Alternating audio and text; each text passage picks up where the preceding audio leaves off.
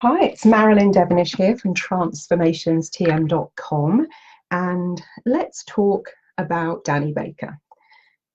For those of you who follow me, you will know that we have some fun and interesting and enlightening debates and conversations on my Facebook page. You will also know that I'm not big on the soapbox because, there is so much stuff going on in the world, and to follow it all, to try and put the world to rights, that in and of itself is a full-time job. However, today I'm going to make an exception because a lovely friend of mine, Barry Thomas, actually I've just seen Barry appear on the thread. Good afternoon to you, Barry. He shared a post this morning, and I didn't share the picture, and I've purposely positioned this so the monkey is hidden by the banner. You can use your own imagination. When I read Barry's post, my response to Barry was, Barry, it's not that I don't believe you. I just couldn't comprehend what you were saying. So I went off to Twitter to see for myself. And I said to him, the picture is worse than I thought. I have no words except I hope the blinkered world that now believes that racism is in our heads, and brackets blackheads, wakes up soon and smells the institutional coffee, because I could not believe what I was seeing in terms of looking at that image and looking at that picture this morning. That's the kind of BS that I was putting up with in the school playground in the 1970s. And so I was like, you've got to be kidding me. And so today also, I'm not a big complainer. And if you saw my Facebook post yesterday, please go to my thread and check it out.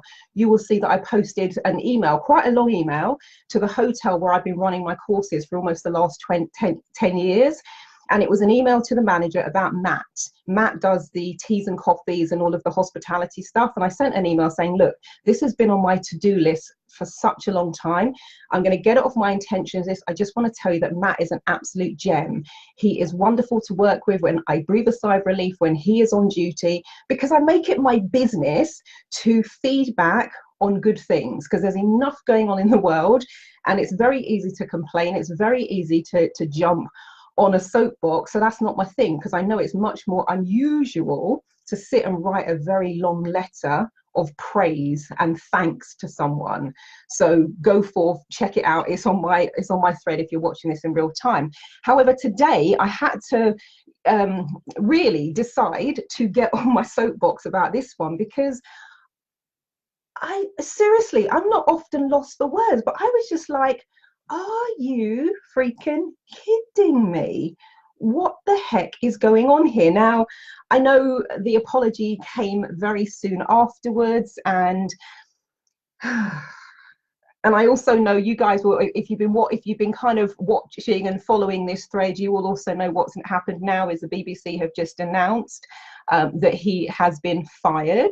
And again, I was saying to someone on the thread when I posted a bit about this, I'm not the sort of person who's also sitting around hoping someone loses their job and hopes that they lose their livelihood. But I think on this occasion, the BBC, even if they didn't want to fire him, they're going to have to be seen to do the right thing, and in terms of making that decision. And it reminded me of something that I wrote a couple of years ago now. It was a blog that I called I Can't Breathe, the racial evolution that needs to be heard. And one of the things I was saying in that blog is the fact that pretending that this stuff doesn't exist and looking the other way, and as it's often said, oh, get over it, you've got a chip on your shoulder. I actually don't think that's the way forward. So the flip side of this for me with the Danny Baker thing, as I'm always saying to my breakthrough coaching clients, you would have heard me say it time and time again, better out than in. I want to know what's going on. I want to know what you're thinking. I want to feel the pulse and the temperature of what's going on here. And when these things happen, I can't even say I'm surprised. I was disappointed, but I'm surprised, no, because many of us who are Black already know that this stuff is still pervasive. People are much more polite about it. It's a lot more now beneath the surface. And so every once in a while, something will happen that encourages somebody to, and we've seen it in the era of Trump. He made it okay and he made it comfortable for people to start expressing these views openly, to be going out there and painting up on people's houses all those sorts of racist slurs. He's put it back into the lexicon of the conversation. So when I wrote this blog a few years ago, it was like a roll call. all of many of the things that have been happening. And actually, let me share you a couple of extracts. So I said, we seem to be seeing the past uprising again. Brutal and graphic pictures of slavery and lynchings and people burning while hanging from trees abound on Facebook. Astounding and intriguing videos from slaves speaking in their own voices, people marching on the streets, I can't breathe, riots in Ferguson after the decision of the shooting of Michael Brown that seemed to mimic the so-called trial of Emmett Till, his mother insisting on an open casket so the world could see what the accused, who openly admitted the crime, had done to her son. The pictures are possibly too graphic to show here, however, they are openly available online. That said, they are probably no more graphic than the picture above, yet this one, it's not possible to see. It's possible to see that it was a flesh and blood man hanging from a charred tree. And I was then talking about the things that, you know, I'd seen going on recently, which reminded me of all of the stuff that's going on. What did I say? So I've seen white people telling black people to get over it, to move on, to stop moaning, stop living in the past, and to take that massive chip off their shoulder and do something to get on with creating their own life and reality, because no one is now actually holding them back. Question mark, or is there? And I'll post the link to that in the thread of this video later. And what I was kind of saying with that one is, it appears in terms of the world that we live in that there's nothing holding us back, that everything is now okay, that there is a level playing field. And when these things happen time and time and time and time again, it reminds me and it shows the world that everything is not okay, that these institutionalized ideas are still there. This is the kind of talk and the kind of banter that's probably happening very openly behind closed doors, but every once in a while it pops out into the public domain, and then of course the organization in question has to do something about it.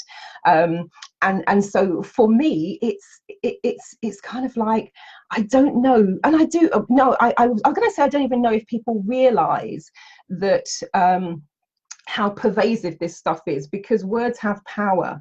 And when I wrote to the BBC this morning, I was saying to them, look, this man is in a position of influence. Nowadays, if any of you are on Instagram, you know about the concept of influencers, where somebody who is in a position of influence will say something and it will impact and it will affect and it will ripple through their followers. And having a radio show that goes out across the nation, and you could probably also listen to it now online, so it could be rippling out around the world. This person in this position will be influencing people and giving them the message that it's okay to behave in that way, to be saying these things, to be doing these things. And words definitely have power. Even the energy with which something is written, the energy with which something is said, will ripple out into the world. And so I'm glad the BBC have taken the decision that they did. I don't think there was any other choice in this case. However, it highlights that the problem is still there. The problem is still pervasive. This stuff is going on every single day. And although people often will not say it to your face or say it out loud in the way that Danny Baker did, you can't deny that everything isn't right and rosy and kind of in balance with the world. Raphael always says the whole idea of it, I didn't realize it was a racist tweet. He was rightly fired as far as I'm concerned. And I'm like, where could they have gone with this? I don't know. I don't know there would have been any other way to handle it other than the way that they did.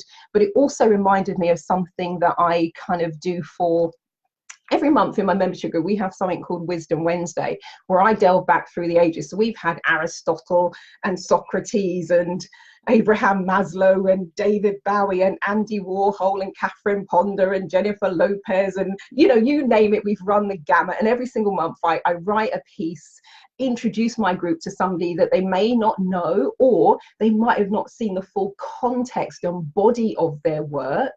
And this morning, when I watched what was unfolding, I looked at the conversation that were happening online.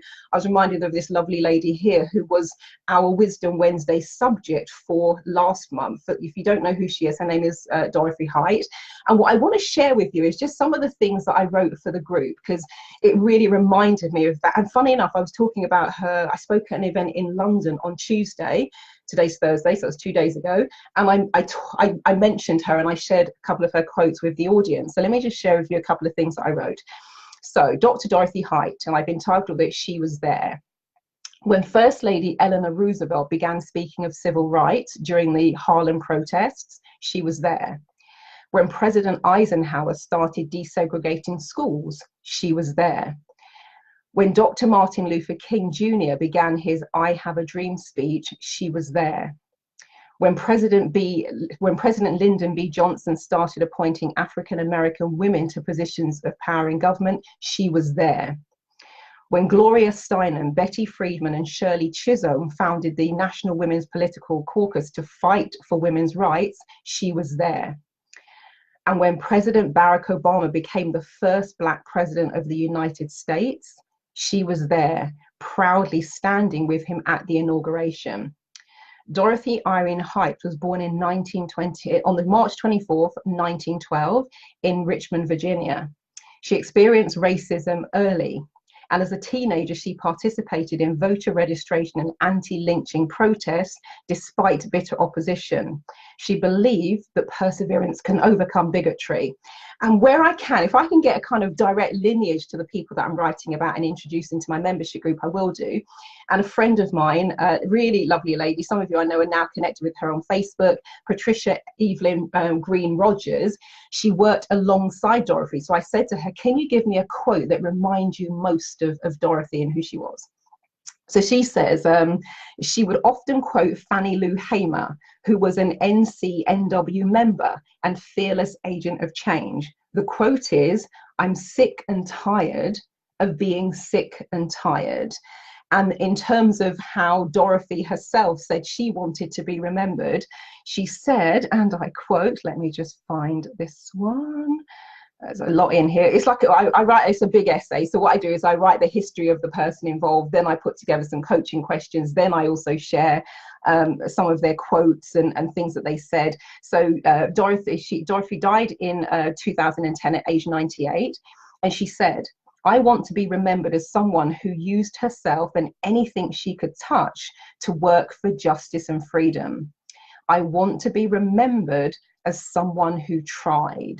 And one of the things I really want to do with Wisdom Wednesday, and the reason why I put so much time and effort into researching and doing all the writing every month, is when people have done good work in the world, when they have contributed something and given of themselves, I too want to help them to be remembered. So now I've done my little bit for, feeling a bit emotional, now I've done my little bit for Dorothy, because all of you have now seen her face, you've heard some of her words, and I really, really hope that the work of people like Dorothy and the pioneers in this world has not been in vain. I know it hasn't been in vain, because for me to sit here and have this conversation with you in my house, not far from central London, that couldn't have happened when I was born. I came in right at the tail end of the civil rights movement. I was born in 1968. Martin Luther King left the world just as I was arriving. So it was on, game on. And I think I was probably, 2 years shy of being someone who would have to have been segregated. So I'm at the tail end of that time, and a lot has happened. A lot has happened. A lot has changed. The world is so different to the world as it was in 1968. And this whole debacle just reminds me we as a planet have a long way to go. And as I was saying in the beginning, I can't soapbox about everything. They just, you know, when the Me Too thing came about, it's like, man, I've got to talk about that one, because those of you who know me or a little bit about my story would know that I was sexually abused from the age of 7 to 17 by a family member. So like Me Too and Time's Up and all that, like, well, I've got to get on that one. But you can't get on everything. Well, I personally can't, you know, get on everything. It'd be crazy and you wouldn't have time to do anything else. But there are times where you just go, do you know what? I've got to say something. I cannot just, you know, sit this one out and go, oh, well, you know, and now they're trying to say it was a silly prank, whatever. But I'm like, I think we've gone way beyond that. So the thing that I say that I would take from these situations, rather than getting all hot under the collar about it, it's like, okay, it's a conversation. It now opens up dialogue. It now puts this on the table. It now starts to show people who maybe were blissfully unaware that there's stuff going on in the world that is maybe just even as pervasive as it was in the 1950s, 60s and 70s. It's just that we don't see it as much. So, you know, the BBC, I think they did what had to be done in this particular situation. And I would like to think that we are living in more, how can I say, diverse times. I've had a nice little picture. Let me see if I can find this one. I just thought it's kind of fun. Oh, here we go. These are soap bubbles, because I'm on a soapbox today. But man, diversity, and yeah, it's just, come on, we can do better than this in the world. We can do better than this. And it's difficult, it's tricky. When I put this on the thread, somebody on the thread said they were out at work to do and heard similar kinds of conversation. And when you're a voice of one, it actually can be really challenging to go, hold on a minute, that's not funny, that's not okay. Because another lovely friend, I'm not going to name her, but go to the thread on my post, she's written it there for herself. She said when she had a baby many, many years ago, somebody got her a picture, like the baby card picture with a monkey on the front, and she was devastated. And so when she returned their card and their gifts, they then said, labeled her with, she's being too insensitive, she's an angry black woman, we're back to the labels, a chip on your shoulder, etc., etc.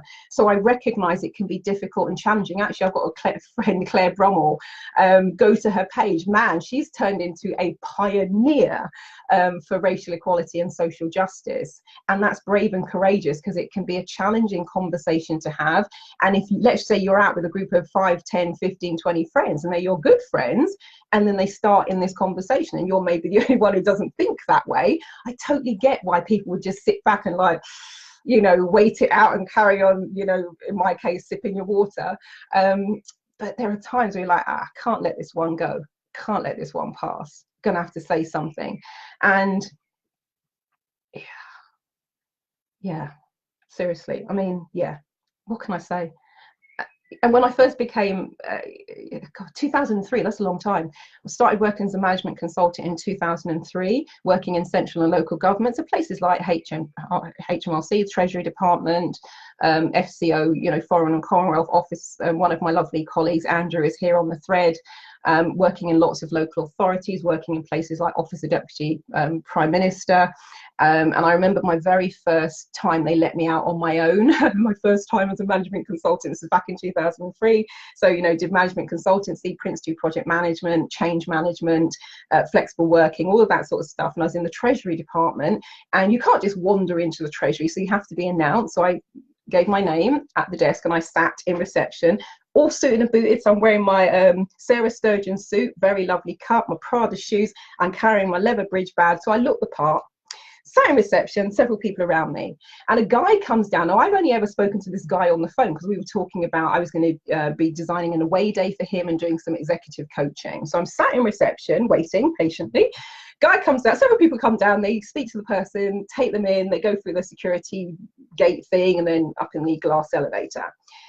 So I'm sat there and a guy comes down, and I'm not really thinking too heavily about it at that point, but he comes down, he speaks to every woman, and let me just put this into context so there's no mistake, every white woman in reception. I was just, sitting waiting, wasn't really thinking about it. And then he goes back to reception, and suddenly I was like, hold on a minute, I wonder if that's my guy. So I then say his name, and he looks round, he looks a bit shocked. And I realized in that moment, he spoke to every single woman in reception, it's about 4 or 5 of them. The only one he didn't come and speak to and say, oh, are you Marilyn Devenish, was me. So he said, oh, and I could, you see, when that flashes, that look flashes across someone's face, you can tell they're a little bit embarrassed. They don't quite know what to do. And I don't know if it's the same now, but when I was there, Treasury Department had a glass elevator that goes up the center of the building, and they got brickwork inside of the building. So go through the security thing. The elevator arrives, he lets me go in first, so I walk in, so I'm now standing behind him, so he's there, presses a button, and I'm going up in the lift, and I'm like, oh crap, oh my god, what am I doing here? A black girl with dreadlocks from South London is in Her Majesty's, oh god, I'm in HMRC. And actually when I was in reception, the then Deputy Prime Minister walked past me, and that was like, ooh. a gulp moment when I realized the kind of magnitude of where I was working, and I'm coming in here as a consultant to help these people. So I'm standing behind him in the elevator, it's moving up, and in my head there's this like, oh my God, what am I doing here? Black girl from South London, what do I possibly know? Why am I here? Look at the caliber of people these are, what am I going to do? And then a little voice in my brain just came in, and I thank God for this voice. It's the one that suddenly emerged in October 2000. It says, Marilyn, he might be cleverer than you, he might be better educated than you, but you are here because he has a problem that he cannot solve, and you can help him, and you can actually solve that problem. So stop with this nonsense and just be the best management consultant you can be. Don't be thinking about the fact, oh my God, I'm a black woman. Don't even in this moment be thinking about the fact you're a woman. Just be the absolute best management consultant and Prince 2 project manager you can be, such that whenever you walk into a building, by the time you leave, people are saying, that was amazing. Who are you? When are you coming back? And in the 9 years that I worked with that particular firm of management consultant, that is always the reaction that I got. And so I'm so grateful for that moment, because it could have, had I not had a moment of clarity before we got to the floor that we were going to, that could have possibly derailed my whole career and would have left me with a sense of insecurity. And so coming back to where we're at with Danny Baker, the thing I'm saying about this is, don't let it derail you. Don't let it demoralize you. Use this thing and have some good conversations. And even if you don't have a conversation, it might even be that you don't have anyone to have a conversation with at the moment, at least recognize the crazy world that we live in and what's often going on beneath the surface, because it's going to give you a little bit of more appreciation, if you like, of some of the challenges that people are facing every single day that you might think have disappeared. They're not. So yeah, thank you for listening. And I'll put the link for the, oh, hang on, somebody said, Corey says, I was being bullied myself at the time, Marilyn, for my age. It's just, you know, yeah. So, you know, as I always say to my coaching clients, better out than in. It's on the table now, talk about it. I hope to see conversations, and I hope organisation, actually I should do a bit more of that, shouldn't I? Because I do, like, you know, often I'd be brought in for conflict management where people have tried everything to resolve the problem. I'll swoop in. I think one that always kind of gives me goosebumps as soon as I talk about it. There was an estate in London, Campsbourne Estate, for those of you who know the area. And there was a death on the estate. One of the gang members was killed. He was killed on a stolen moped. And apparently, the one of the first policemen on the scene said something derogatory as he was lying on the floor dying. So then this kicked off a whole other wave of it. And they were, local authority were having the meeting, because obviously when it's your estate, you've got to do something about it. And somebody who'd been on one of my leadership development trainings, and it would have been something like, I don't know, emotional intelligence, or, you know, presentation skills, maybe project management or critical thinking and decision making, something like that. But they said there was this woman called Marilyn Devenish, and I think it's probably because a lot of the times I'd rock up on site. I remember once I was at Waltham Forest, I'm at the front of the room with the flip chart, and I said, you know, why are you here and what would you like to get from today? And the first person that spoke, a Caucasian gentleman, said, I'm here because my manager sent me, and I heard we've got free biscuits. And he said it with that kind of, take that. I was like, okay. So, you know, it's cool. And by the end of the thing, he came up to me at the end of the day. We finished at 4:15 that day. I let him out 15 minutes early. And he came up and he said, I really want to apologize for my attitude this morning. I really don't like training courses. I often find them a waste of time. It's one of the best days I've spent in a long time. I really want to thank you so much for everything you shared with me. And I've taken away a lot that I can implement back in my day job. And I was like, you are most welcome. Shook his hand, off he went. Because as I said, don't mess. I'm going to be the best management consultant you've ever seen. You'll change your mind. Not going to do anything to you. I'm just going to deliver what I'm there to deliver. So she might have been on one of those trainings where there's a little bit of friction, but apparently she says in the meeting, there's a woman called Marilyn Devenish, I think you should bring her in. So I get this call from a guy I've never heard of, and he explains the situation, and he said it's very volatile, and the police, we need to have a meeting with the residents. We would also like to talk to the gang members, but the police have refused to come, and they said we need to hire our own security. Can you chair the meeting? I was like, okay. And it was the one time, my two bosses then, Andy and Nigel, it's the one time they've actually said, I don't think this is a good idea, Marilyn. Like, they don't want, because when I then said about, they said, oh, we might need to see if we can get hold of some stab-proof and bulletproof vests. That's when Andy and Nigel were a bit like, I'm not sure about this. But I said, don't worry, it's going to be cool. We'll do it. And what we did at that particular time was we brought together the residents who were being terrorized by the gang members. We brought together the gang members, and I also insisted on having the police be at the meeting. Now, the police didn't want to come to the meeting. Number one, they said they're not going to offer us any protection. We have to sort that out ourselves or go to another borough. And they said, even if we do come, we're not going to be inside. And I said, I want you all inside, and I want you all working together. And I had 4.5 hours to pull this off. And my vision for the meeting was the residents and the gang members and the police would all be working together and sharing and collaborating and coming up with a plan to move the Campsbourne estate forward. So that was kind of, that was the thing that I had envisioned in my mind. And I'm like, that's the thing that's going to happen. And that's the way it's all going to go down. So I arrive on scene, and I'm there at the event. The residents come in because they're actually scared of the gang members, to the point where they didn't want to go out in the evenings because the gangs would be lining up, lounging on the walls, and it's kind of narrow walkway. So they were afraid. The gang members hated the residents and the police. And so I get them all in the room. I've devised these exercises where they have to work together in groups and all the rest of it. And I'm a timeline girl. So the vision I put in my timeline was, by the end of the meeting, the way I put it in my mind is they were breaking bread. And there were a couple of pivotal moments in that meeting. The gang had put together a montage video for their friend who was killed. Now, you would imagine that wouldn't go down particularly well with the residents, because this is one of the gang members who'd been terrorizing them for years and who had stolen one of their mopeds and then got killed on it. Anyway, so I, figure out how I'm going to do this and when I'm going to put it in and how I'm going to do the introduction and how I'm going to pre-frame it. So lights go down, video goes on, plays for a couple of minutes.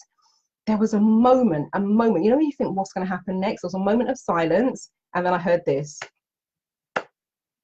And then there was a ripple. I get emotional when I think about that one as well. There was a ripple, and the first applause was from one of the residents. And their words were, "That was beautiful. Can we please watch that again?"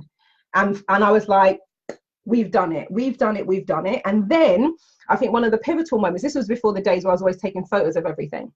One of the pivotal moments was a little old lady, little white lady, and I'm just going to say the word so there's no doubt, and a black guy who must have been about 6'2". And my rule for the gang members, because they all came in wearing their hoodies, I'm like, no, if you're coming into my room, this is like my house now. Rule is hoodies off, please. Hoodies off, because that's one of the things they find intimidating. One of the things residents find intimidating. So there's a little white lady, tall black guy. They've both got a plate of food, because what I said to the residents, if you cook or you have a favorite dish from your culture, your background, your heritage, please bring it with you. So we had food. So they're both standing with a plate of food. She's looking up at him. He's looking down at her. They're both smiling. And as I walked past, she said, "Oh, you're such a lovely young man." And she said, "I remember your mother growing up on the estate." And it was like, my work here is done. And the same for the police. The police were there with their food, with the residents, with the gang members. We're all talking. And what happened after that wasn't just a flash in a pan. It wasn't just a 4.5 hour sort of moment. What happened is then the gang members, because they got skills, these are young, strong boys. So they started decorating the estate. They're helping the residents. They put up all the, the hanging flower plants. They cleaned up all the broken lights. They cleaned up all the stuff. And this became a project on the Campsbourne estate. And so when I say to you, I know, and I've done the same when we had working with, this one was Waltham Forest. Yeah, Waltham Forest. We had warring, there was like a line, a demarcation line. And one gang here, one gang here. The day we had a meeting, let's just say the Monday, on the Tuesday, no, it was the day before, so it would have been on the Sunday. The day before we had our meeting in the council office, I can, when there's basically a chalk outline. And I was like, is this some kind of joke? And one of the gang members had made the mistake of doing a shortcut to go home. Rather than going the long way and not crossing the other gang's territory, he did a shortcut and was stabbed to death outside of our offices. And that's how volatile it was. And it was a 6-week project. It was like to build a community radio station. So I was the coach. So I was coaching both gangs separately. Neither of them knew of the other's existence, in terms of they didn't know they were both on the program. Each gang thought it was just them, but I knew the master plan for the council was on week 3 we had to bring the gangs together and get them to work together on a community radio station. So I said, let's have 2 weeks where we just like get them excited about the project first. Let's build it up, because the premise was they were going to be doing things like going to 1Extra for a visit. They were going to get a radio station built, all of the decks and the padded wall and the fancy microphones, you name it, they were going to have it. And it's going to be a real community radio station if they do the 6-week program. So that's what they were both told at the start. Week number 3, I had to break the news to both gangs that in order for this project to continue, you guys are going to now have to work together. You can imagine how that went down. So my job was then mediating between the 2 gangs to enable them to work in harmony. That was probably, oh my God, I'd have to check my notes. It was probably something like, I don't know, 2006, 2007, something like that. 5 years later, lovely guy called Stanford Lafacade, who was the overall person who devised the idea and brought me in as a coach, because he'd met me when I was doing leadership development training and executive coaching for Waltham Forest, brought me in on the project. 5 years later, I get an email from Stanton saying, would you like to, I'm inviting you to come to our community radio station day. I was like, Stanford, is this the same radio station that we started on that? And he went, yeah, it is now the community radio station of Waltham Forest, and it's diversified since then. They got all, so they have a thing where they have people with disabilities coming in as well, people who are maybe of the older demographic, but it started with those 2 gangs who were literally killing each other. And my job was to get them into the room, sit them down, and have them work together. And it was one of the defining moments. I could see the classroom in my mind. So we're in the room and the 2 gang members are sat like this. And as I was walking up to just see what they were working on, he was like, no, man, no, do it like this, do it like this. And the other gang went, well, yeah, bro, oh, that's it, oh man, wicked, that's a great idea. And I was just like, oh my God, 3 weeks ago, they were mortal enemies. 3 weeks ago, they would have pulled a knife on each other and had no compunction about sticking it into the other person. So when I tell you that I believe it is possible to change the stuff that we are seeing going on in the world, there's a little bit of a formula, and I do need an hour or 2 to work the formula, but I've seen enough miracle. And the guy who ran the Campspawn estate, he kind of looked at me, he was almost like, because he was scared himself, and it's like, Marilyn, and he didn't have any words. And I'm like, I totally get it. They've been trying for years, if not decades, to even have a conversation and a dialogue with these people. It just, nothing had worked. And somebody, when I went back to work, was saying, God, what did you do? How did you do that in such a short space of time? Because I never met them until I walked up that morning. And actually, it's a bit of a worry. We were in a sort of church hall, and I get there at like, I don't know, 8:30. Nobody had the key. So I'm like, oh, are you kidding me? We're now going to be standing in the street. We've got the residents, we've got the police, we've got the gang members, and we're going to be in the street. So it didn't even start well. So somebody said, how on earth did you do that? And I said, it's really quite simple, but one of the big things is a magic ingredient that goes into everything. And that magic ingredient, basically, I did that on the train on the way there. And so I always say, look, give me a couple of hours. And oftentimes I'm called into organizations, or even when coaching clients call me, they've tried everything else, nothing has worked. And I say, give me a couple of hours with people, and then let's talk. And in a couple of hours, things are, and that's why it's called transformation, because it is just freaking crazy what can be done when you get in a room with people and sit down and, what can I say, highlight a few things and put a few things on the table. And most people, the majority of people, in fact, pretty much everyone I've worked with, and this brings me right back to, God, this is way longer video than I thought. This brings me back to when I first started coaching. I lived in a flat not far from here.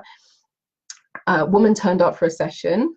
And people are sometimes uncomfortable. This is a breakthrough session. We're talking about your life, you know, so we're getting into, you know, childhood trauma, your limiting beliefs, your negative emotions. So it's not always a comfortable thing, but I can tell when there's discomfort about the session and there's discomfort about something else. So about 35 minutes in, and I said, is everything okay? Is there something you want to tell me? She looks at me, and when I told this story to some of my friends, they were angry. I'm like, I wasn't the least bit angry when she said it to me. I was actually very grateful. And that's why when I'm looking at this Danny Baker situation, I'm saying, look, there's some good stuff to be got from this. She looked at me and she says, Marilyn, and this was back in the days where you didn't have websites, there was no social media. It's probably 2002, 2003. So we just spoke on the phone before we met, and she would have had my brochure, which is, hold on. This is the brochure that she would have had. So it's about what I do, da da da da da, but there's no writing on it. Sorry, there's writing on it, but there's no photograph of me. So she would have had this brochure. So she sits down, she says, well, Marilyn, my mother is racist, my father is racist, and I'm racist. So if I had known you were black, I wouldn't have come to the session today. Now, she's paid for a one-day breakthrough session, so several £100s. I said to her, okay, I said, you're here now. I said, you've got a couple of choices. I said, thank you for sharing. Thank you for telling me. I really appreciate it. I says, do you want your money back, or do you want to do the session that you've paid for? And she said, well, I'm here now. Let's do the session. I'm like, cool. And people were like, wait, you're really angry. How did you carry on with the session after she told you that? I went, it's cool. As I said, I've got the magic formula. So we do the session, we do the breakthrough. She come to me because she was at university but was failing. She was doing drinks, she was doing drugs, she was self-harming. Wasn't getting to lectures, was, you know, all over the place. So we do the breakthrough session, off she goes. Because my thing back then, for the first 10 years I was in practice, you arrive in the morning at 9:30, 10 o'clock, we work till 5:30, bye-bye, have a nice life, your life is transformed. And that's really what does happen. So she goes off, and this was kind of the summer. Christmas comes and a card, and I think I've still got it in the drawer, I'm gonna have to look. Christmas card, and the card lands on the mat. Didn't recognize the handwriting. I open it, and there's a big note inside. I'm like, oh, so I start reading it. Dear Marilyn, I really want to thank you for the breakthrough session. I'm like, oh, a client. So I carry on reading. She says, I'm back at university. Then I immediately knew who it was. She said, I'm back at university. I'm going to all my lectures. I've stopped the drink. I've given up the drugs. I've stopped the self-harming. I'm getting really good grades. I just want to thank you for changing my life. Love, and then her name. And I'm like, oh my God. So even if she doesn't go around thinking all black people are okay, she at least now, it breaks the paradigm and it makes her realize that we're not all lumped into one category. And I could go on and tell you stories about this from now till Christmas. I will not, because I'm sure you've got things to do with your day.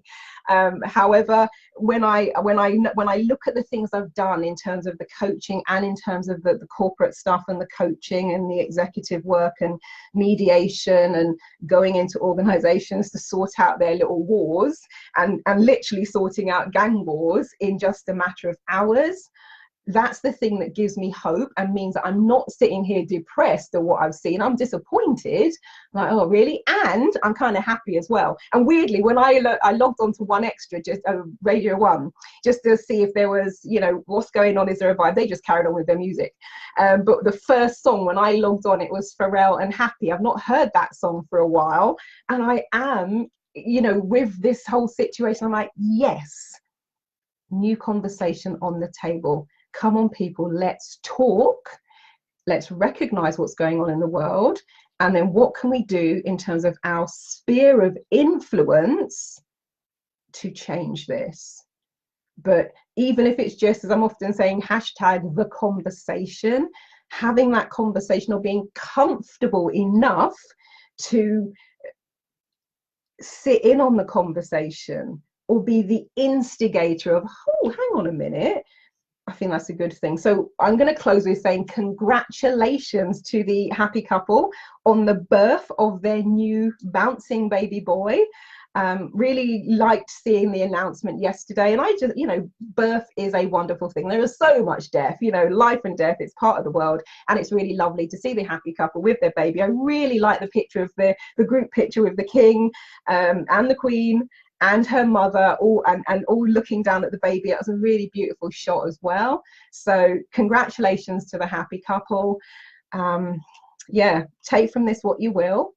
I'm sure Danny Baker will be picking up another job anytime soon, but the world now knows there's an undercurrent that kind of goes on, and I really think it's a good idea to get it out in the open, because for me, it's like, in the blog that I kind of shared, for those of you who weren't here earlier, with the blog that I'd kind of written, one of the things that I shared on there, I said it's like the lancing of a boil. If you have got some pus underneath the surface and all you're doing is surface level stuff and clearing, nothing's going to change. That wound is going to keep festering, it's going to keep going, it's going to keep pervading, and there's going to be nothing you can do about it. So what you need to do is you need to get in there and lance the boil and do something about it. Clean that thing up from the inside out. And I think, and one of the things I said, actually, I'm just having a quick look. And actually, I said, if you really look back at the evolution of man, rarely has it been that they all lay down their arms at exactly the same time. Even when the previous world wars were waged, when those collective white flags were raised and waved, pockets of people continue to fight and hold deep-seated grudges, many of which were passed on to their children and their grandchildren and onto their great-grandchildren, as though it was steeped in their ancestry and DNA. Science has already shown in the lab that fears and phobias can be passed down the genealogical line before the next generation are even born. So I tell my clients not to beat themselves up and not to belittle or be angry at what seems like little progress they have made over the intervening years, but instead recognize that they are most likely, what they've most likely dealt with is what they have the capacity to handle at the time, and bring it to the surface. And I said, I see what is happening in the world in the same way. We have seen that the world won't fall apart if black men, women, and children sit alongside their white counterparts at the table. We have seen that intellect isn't the special reserve of one particular race or gender. We have seen that it is possible for different races to coexist and even thrive. What needs to come next is a dose of metaphorical castor oil or universal ipecac to bring up and bring out the deep-seated blueprint of white supremacy that permeates the deep and hidden psyche of our Western world. And I say that not from a place of trying to take us back to the days of Malcolm X, but from a place of recognizing that we still live in a world where the remnants of this remain embedded in our psyche, our culture, our comics books, our TV superheroes. They're all white when in their human form. Now that's changed obviously with Black Panther. The baddies, of course, were usually dark and black. And I've got a picture of all the superheroes in there. But, basically what I was saying with this one, it's time to, don't run away from it or pretend it's not there because you've already dealt with it once before in the 1960s. Instead, I say recognize that the world is now likely ready to handle another shift in evolution. I say listen and really hear the story and pain that people carry in their ancestry, genealogy, and psyche. I say look and really see the way that this world is still set up when it comes to underlying and unspoken hierarchy and race. It might sound trite, but sometimes people just want to be acknowledged, seen, and heard. I say heal it when it comes up. I say take the time to get the bigger lessons and learning opportunities that are being presented here, knowing that these things often surface when the time is right. I say take the opportunity to get down and dirty and lance this particular global boil once and for all so that this world and infection can truly heal. I think we now have an opportunity for another grand disco revolution. So yeah, if you haven't had a little dance break for a while, I always recommend those to break up the energy. If you're feeling a little bit down, thank you for watching. Thank you for listening. Thank you for everyone who has shared their stories, both on the threads that I've shared and also in private messages and via the emails that I've gotten.